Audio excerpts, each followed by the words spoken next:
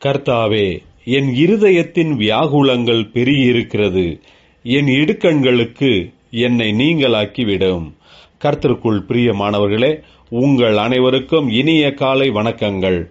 இன்றைய வேதவசன தியானத்திற்கென்று நாம் தெரிந்தெடுத்திருக்கும் வேத பாகமானது லூக்கா 1:50. அவருடைய இரக்கம் அவருக்கு பயந்து இருக்கிறவர்களுக்கு தலைமுறை தலைமுறைக்கும் உள்ளது. பிரியமானவர்களே, இன்றைய வேத தியானத்தின் தலைப்பு கர்த்தருடைய இரக்கமும் தயவும் என்பதே. மரியாளின் துதி பாடலில் இருந்து இன்றைய தியான வசனம் தெரிந்தெடுக்கப்பட்டுள்ளது. அடிமையின் தாழ்மையை கர்த்தர் நோக்கி பார்த்தார் என்று மரியாள் சொல்லுகிறார். அதேபோல கர்த்தரிடத்தில் பயபக்தி உள்ளவர்களுக்கு அவருடைய தயவும் இரக்கமும் தலைமுறை தலைமுறைக்கும் உள்ளது என்கிறார். யாரெல்லாம் கர்த்தர் மேல் விசுவாசம் வைத்து அவரை தேடுகிறார்களோ, கர்த்தர் மேல் நம்பிக்கையாய் இருக்கிறார்களோ, கர்த்தரையே சார்ந்து கொண்டு இருக்கிறார்களோ, அப்படிப்பட்டவர்களுக்கு கர்த்தருடைய தயவும் இரக்கமும் கிடைக்கும். தேவன் தம்முடைய அளவற்ற கிருபையினால்தான் தம்முடைய ஒரே பேரான குமாரனை தியாகமாக நமக்கென்று கொடுத்திருக்கிறார்.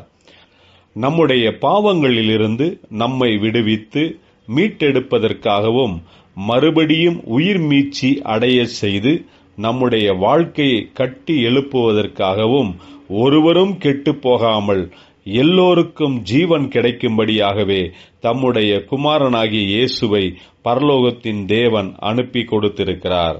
யாரெல்லாம் அந்த உன்னத தேவ குமாரனாகிய இயேசுவின் மேல் விசுவாசம் வைத்து அவரை தேடுகிறார்களோ, அவர்கள் எல்லோர் மேலும் தேவனுடைய இரக்கமும் தயவும் தலைமுறை தலைமுறைக்கும் உள்ளதாக இருக்கும். பரிசுத்த ஆவியினால் ஏவப்பட்டு மரியாள் பாடின துதி பாடல் மிகவும் அர்த்தமுள்ளதாகும். பரலோக தேவனின் தயவையும் இரக்கத்தையும் இயேசுவின் பிறப்பின் மூலமாக நாம் அறிந்து கொள்ளுகிறோம்.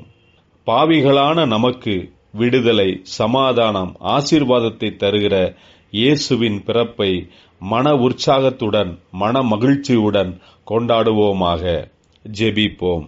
ஜீவனுள்ள தேவனே, உம்மையே விசுவாசிக்கிறோம். கிருபை, இரக்கம், தயவினால் எங்களை நிரப்பி ஆசீர்வதியும். இயேசு கிறிஸ்துவின் நாமத்தில் ஜெபிக்கிறோம் நல்ல பிதாவே. ஆமேன்.